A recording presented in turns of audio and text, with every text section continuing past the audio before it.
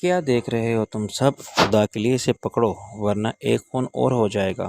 شادو کی بات پر جیسے اچانک انہیں ہوش آ گیا اور احساس ہو گیا کہ انہیں کرنا کیا چاہیے۔ ان میں سے دو لاش کو پھلانگ کے آگے بڑھے اور انہوں نے مجھے پکڑ کے کھینچ لیا۔ ان کے بعد آنے والوں نے گلباز خان کو دبوچ لیا۔ اب وہ ان کا باس نہیں، ایک قاتل تھا۔ گلباز خان نے ان پر رعب جمانے کی بے سود کوشش کی۔ وہ اسے یوں سختی سے جکڑے رہے جیسے ذرا بھی ڈھیل دی تو وہ فرار ہو جائے گا۔ مجھے ایک کرسی پر زبردستی بٹھا دیا گیا۔ مجھ سے پہلے شادو کو عزت و احترام کے تقاضوں کی پرواہ کیے بغیر کرسی پر بٹھایا جا چکا تھا۔ کسی نے اس کے اور میرے سامنے پانی کا گلاس رکھ دیا۔ میری سانس میرے قابو میں نہیں تھی۔ میرا دماغ کسی پریشر کوکر کی طرح جذباتی دباؤ سے سنسنا رہا تھا۔ میں نے تھوڑا سا پانی پی کے ایک گہری سانس لی اور شادو کی طرف دیکھا۔ تم ٹھیک ہو نا؟ پانی پی لو۔ شادو نے صرف میری بات ماننے کے لیے پانی پیا، ورنہ وہ خود کو مجھ سے پہلے سنبھال چکی تھی، مگر اس کی آنکھوں میں خوف اور تشویش کے جذبات پوری شدت کے ساتھ عیاں تھے۔ مجھے کچھ نہیں ہوا، تم ٹھیک ہو نا؟ میں نے اقرار میں سر ہلایا۔ ہاں، گھبرانے کی بات نہیں، سب ٹھیک ہو جائے گا، پولیس آنے والی ہوگی۔ یہ قدرت کی ستم ظرفی کا کمال تھا کہ پولیس کو بلانے والا خود گلباز خان تھا۔ وہ مجھے ایک قاتل قرار دے کر پولیس کے حوالے کرنا چاہتا تھا، مگر اچانک بازی پلٹ گئی۔ جب پولیس آئی تو قتل کے الزام میں گرفتار وہ خود ہوا۔ لاش اپنی جگہ پر تھی اور گلباز خان کا ریوالور میز کے نیچے پڑا تھا۔ مرنے والے کے جسم سے اب بھی خون رس رہا تھا۔ اس خون کے چھینٹے دروازے اور دہلیز سے آگے تک پھیلے ہوئے تھے۔ قالین پر اور فرش پر بہنے والا خون ٹھہر کے جمنے لگا تھا اور اس کی سرخ چمک مان پڑ چکی تھی۔ عملے کے لوگ قانون کو سمجھتے تھے اور پولیس کے آنے تک کسی بھی چیز کو چھیڑنا نہیں چاہتے تھے، مگر انہیں لاش کے خون کو اپنے جوتوں سے روند کے آگے آنا پڑا تھا۔ کچھ لوگ اب بھی کمرے سے باہر تھے۔ اندر آ جانے والے 4 افراد میں سے 2 نے ابھی تک گلباز خان کو پکڑ رکھا تھا۔ ان میں سے ایک کا جی متلانے لگا۔ کمرے میں خون کی مہک بھر گئی تھی۔ اس نے ایک پائی لی اور چکرا کے کرسی پر بیٹھ گیا۔ کسی نے اسے پانی پلایا، مگر اس کی حالت بہتر نہ ہوئی۔ 2 افراد اسے باہر لے گئے۔ بدستور دروازے کی راہ میں حائل کھڑے گلباز خان کو گھورتے رہے، جو اب ایک کرسی پر بیٹھ گیا تھا۔ پولیس کے آنے سے پہلے یہ خبر بلڈنگ میں پھیل گئی تھی کہ ایک وکیل گلباز خان نے کسی کا خون کر دیا ہے۔ تجسس کے مارے لوگ اوپر نیچے سے آ کے زینے کے موڑ پر جمع ہو رہے تھے اور ایک دوسرے سے قتل کی تفصیلات پوچھ رہے تھے۔ آفس کا دروازہ بند کر دیا گیا تھا، چنانچہ کسی سے کچھ بھی معلوم نہیں ہو سکتا تھا۔ پولیس نے بڑی مستعدی کا مظاہرہ کیا، کیونکہ بلاوا ایک بہت بڑی قانونی فرم کی طرف سے آیا تھا۔ ایک سب انسپکٹر 4 ماتحتوں کے مسلح نفری کے ساتھ صرف 45 منٹ میں پہنچ گیا، حالانکہ اس جگہ سے تھانہ بمشکل 10 منٹ کی دوری پر تھا۔ پولیس نے زینے پر موجود سب لوگوں کو چلتا کیا اور ایک کانسٹیبل نے زینے کے موڑ پر آفس گیٹ کے سامنے ڈیوٹی سنبھال لی۔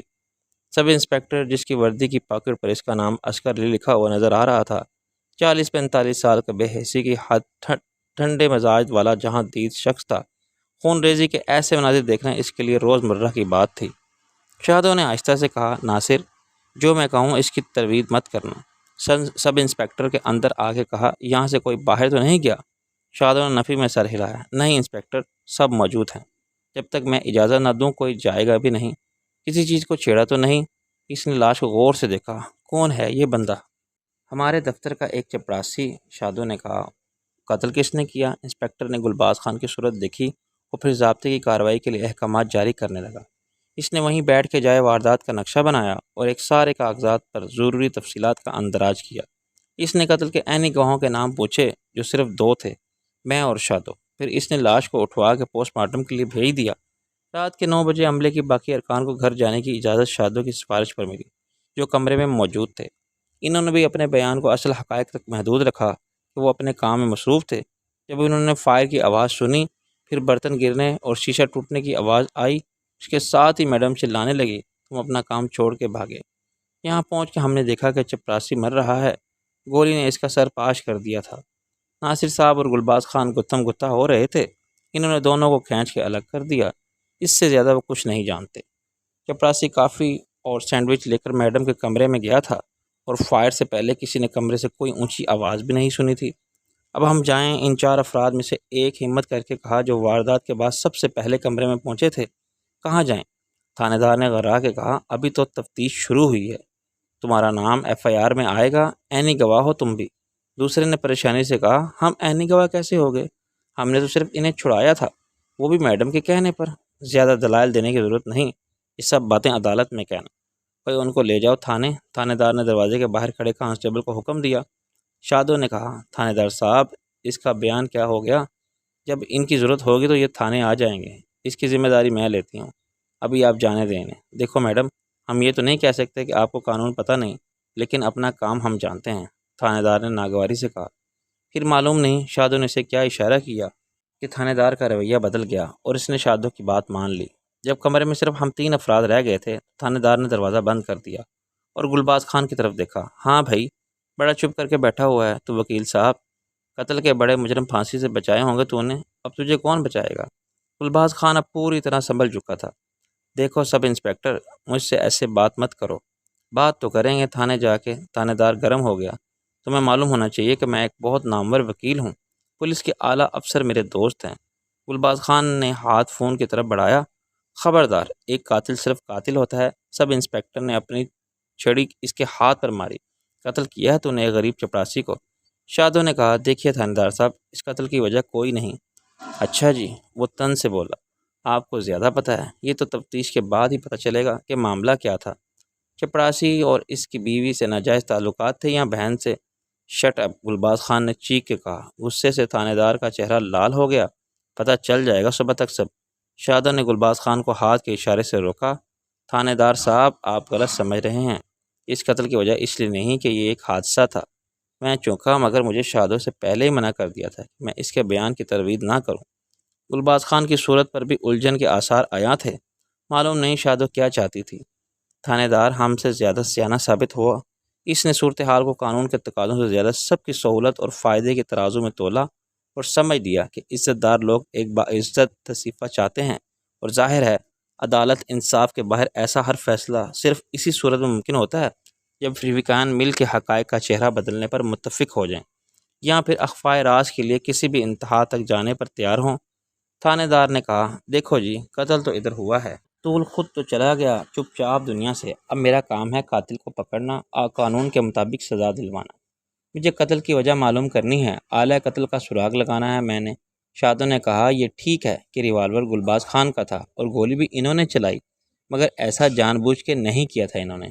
تھانے دار مسکرایا۔ اچھا جی، ایسا نشے میں ہو گیا یا نیند میں نے کہا نا کہ ایک حادثہ تھا۔ شادو نے کہا آپ ذرا کھل کے بات کرو جی، ابھی تک تو معاملہ میرے ہاتھ میں ہے، حادثے سے کیا مراد ہے آپ کی؟ کوئی غلطی سے چل گئی گولی؟ سب انسپکٹر نے مصنوعی افسوس کا اظہار کیا۔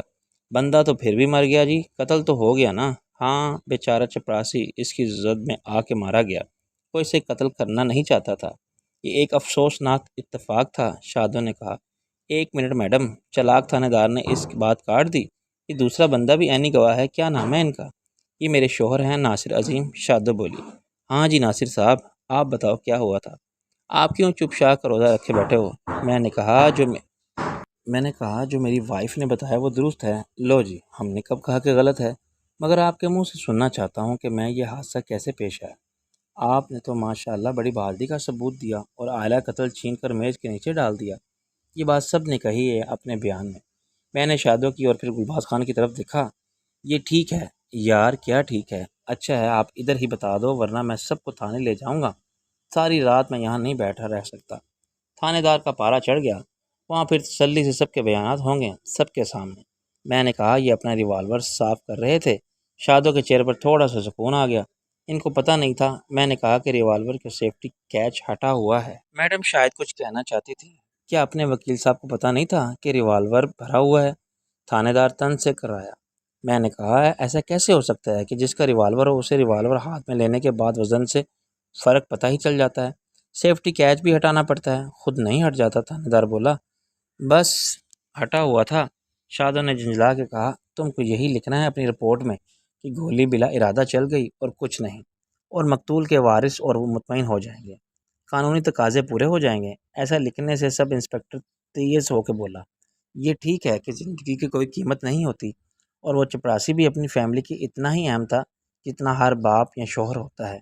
ان سے معافی ہم مانگ لیں گے اور ان کے نقصان کی تلافی بھی کر دیں گے جس حد تک ممکن ہوگا۔ باقی رہے قانونی تقاضے، تو یہ مت بھولو کہ ہاشمی اینڈ کمپنی ایک لیگل فرم ہے۔ تم اپنی ایف آئی آر میں ہمارا بیان نہیں بدل سکتے۔ تم شوق سے مقدمہ درج کرو، جو چاہو لکھو، ہم ضمانت بھی کرا لیں گے گلباز خان کی اور مقدمہ بھی لڑ لیں گے۔ صفائی کے جتنے گواہ تم چاہو پیش کر دیں گے اور ان کو باعزت طور پر رہا کروا لیں گے۔ بات صرف وقت کی ہے، شادوں نے برہمی سے کہا، اور رقم کی بھی۔ تھانے دار کا رویہ ایک دم بدل گیا۔ اچانک اس نے محسوس کیا کہ فائدہ اٹھانے کا اچھا خاصا موقع اس کے ہاتھوں سے نکلا جا رہا ہے۔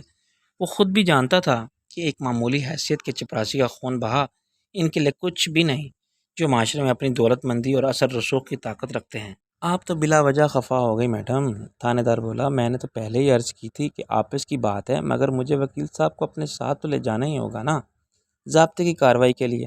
آپ بالکل فکر نہ کریں، ان کو بہت عزت آرام کے ساتھ رکھا جائے گا، ضمانت پر رہائی ملنے تک۔ اخبار والوں کو کچھ پتہ نہیں چلنا چاہیے، شادو نے کہا۔ تو ذرا مشکل ہے، آپ کا سٹاف جانتا ہے، اور بلڈنگ کے بہت سارے لوگوں تک بات پہنچ گئی ہے۔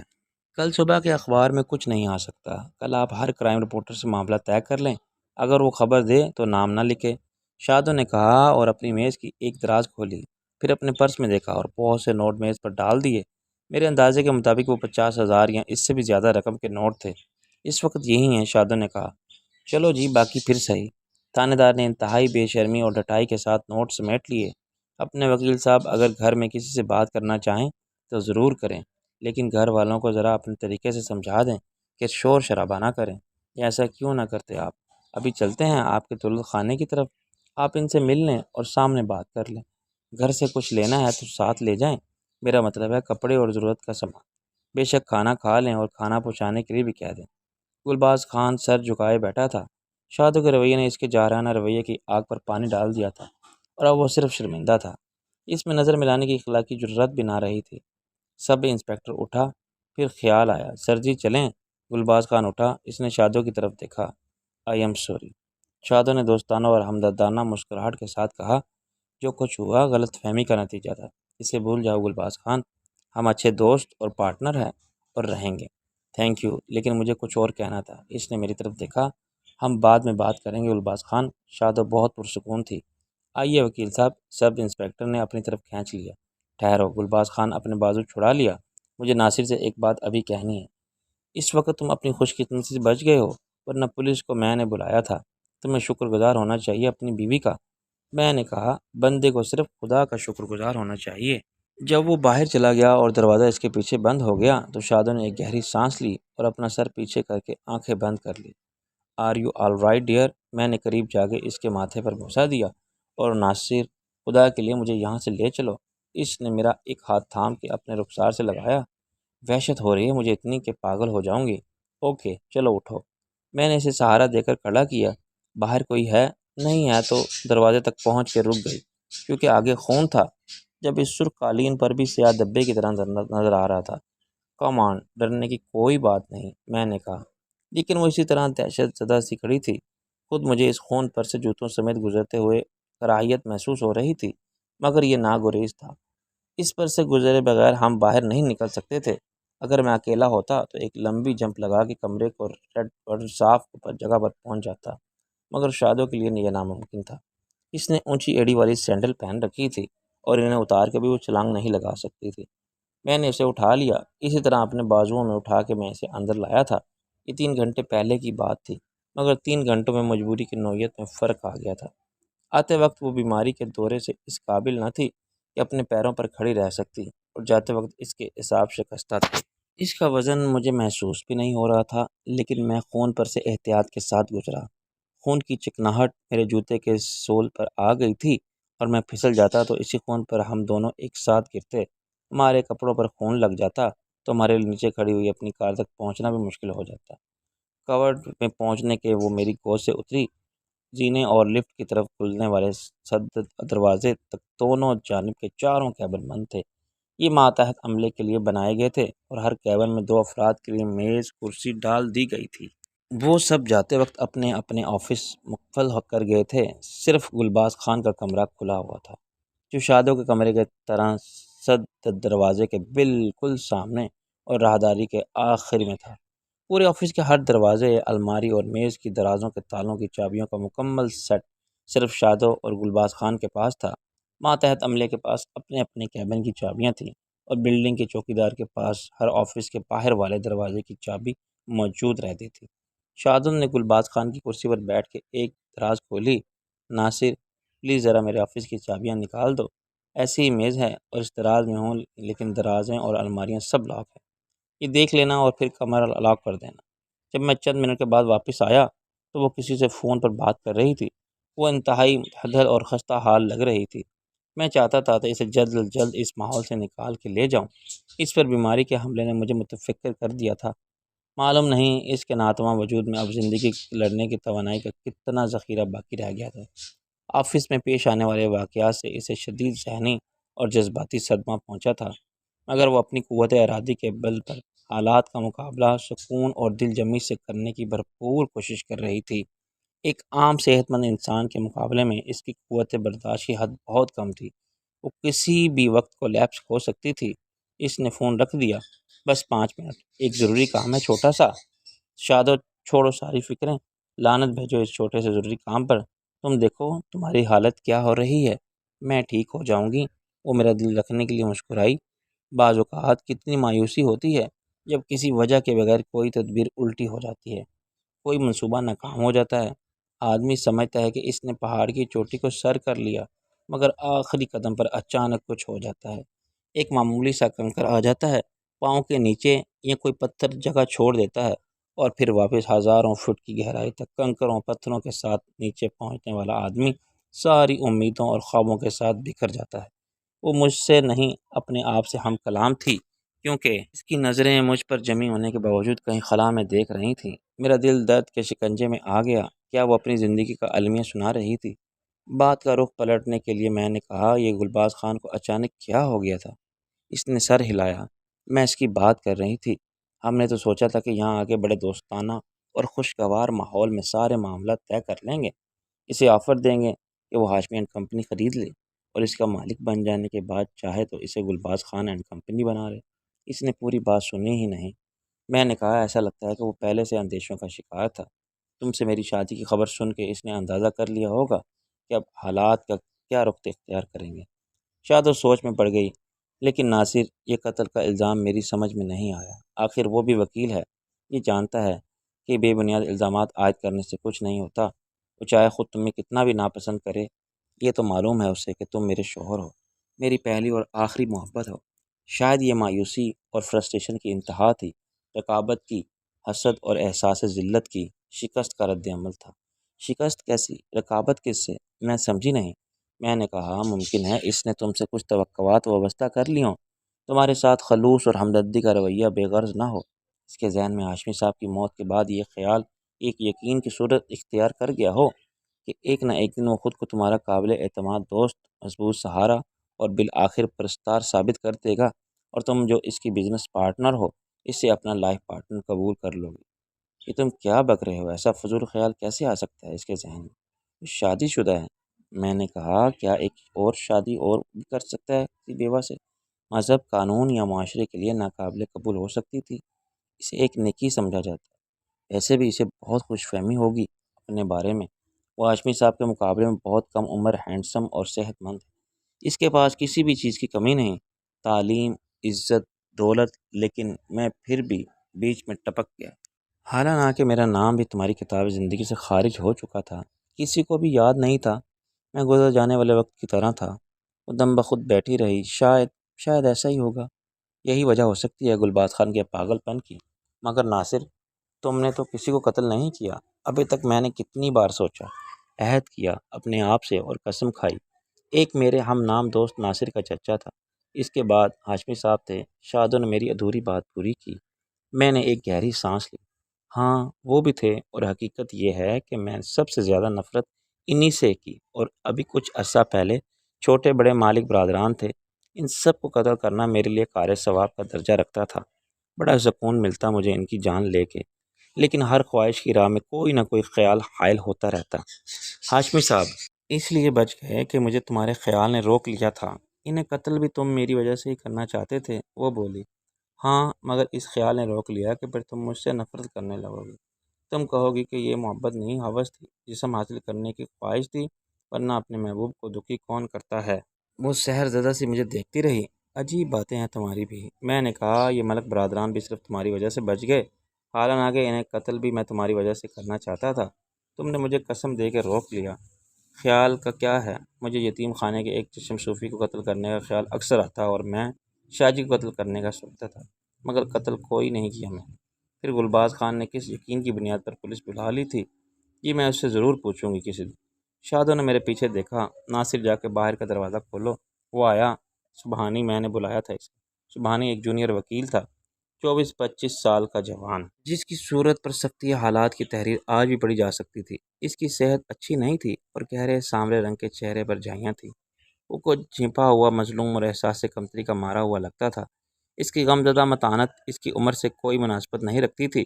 مجھ سے تعارف کے بعد وہ اخلاقاً بھی نہیں مسکرایا۔ بیٹھو سبحانی، میں نے ایک کام سے بلایا ہے جو میرا خیال ہے کہ تم ہی کر سکتے ہو۔ اس نے سر ہلایا۔ آپ حکم کریں، کام ہو جائے گا۔ پہلے تو مجھے یہ بتاؤ کہ وہ چپراسی کہاں رہتا ہے جو گلباز خان کے ہاتھوں خام خواہ مارا گیا بیچارہ؟ ایسی کیا بات تھی اس نے میڈم؟ کوئی بات نہیں تھی سبحانی، بس اس کی فضا آئی تھی، گولی غلطی سے چل گئی۔ اس نے بے چینی سے پہلو بدلا۔ گلباز خان کو گرفتار کر لیا ہے پولیس نے؟ ہاں، مگر ہم ضمانت کرا لیں گے اس کی۔ پولیس کے ساتھ بھی معاملات طے کرنے ہیں میں نے۔ سبحانی نے چپراسی کا پتہ ایک کاغذ کے پرزے پر لکھا۔ آپ جائیں اس کے گھر۔ کیا نہیں جانا چاہیے مجھے سبحانی؟ شادو نے وہ کاغذ کا پرزہ میری طرف بڑھا دیا اور میں نے ایک نظر ڈال کے جیب میں رکھ لیا۔ ضرور جانا چاہیے آپ کو، اس کی فیملی بڑی مشکل میں پڑ جائے گی۔ شادو نے کہا، کتنے لوگ ہیں اس کی فیملی میں؟ 4 بچے ہیں، سب سے بڑا میٹرک کر چکا ہے، ایک چھوٹا بھائی اس کے ساتھ رہتا ہے، 2 سال سے بے روزگار تھا۔ شادو نے سوچتے ہوئے کہا، اچھا پھر ہم رکھ لیں گے اسے، اور اگر وہ لڑکا اس قابل ہوا تو اس کے لیے بھی جگہ نکال لیں گے۔ وہ پڑھنا چاہے کالج میں تو اس کی مرضی، ہم سارے اخراجات کی ذمہ داری لیں گے، اور کچھ نہیں۔ سبحانی مایوس نظر آنے لگا۔ بات یہ ہے کہ سبحانی کی زندگی کا مول تو کچھ بھی نہیں ہو سکتا۔ باپ کا نعم البدل کہاں مل سکتا ہے بچوں کو؟ شوہر تو مل جاتا ہے دوسرا، سبحانی نے بے خیالی میں کہہ گیا، پھر گھبرایا۔ میرا مطلب ہے دوسری شادی کی تو عمر بھی کر لیتے ہیں۔ شادو نے اس کی بات کو نظر انداز کیا۔ میرا خیال ہے کہ ان کی کچھ مالی مدد بھی کی جائے۔ اگر ان کے پاس رہنے کے لیے جگہ نہیں ہے تو انہیں کوئی مکان دلوا دیا جائے اور پھر 2-4 لاکھ نقد دے دیے جائیں۔ وہ میں کر لوں گا۔ جس کام کے لیے میں نے تمہیں بلایا تھا وہ کچھ اور ہے۔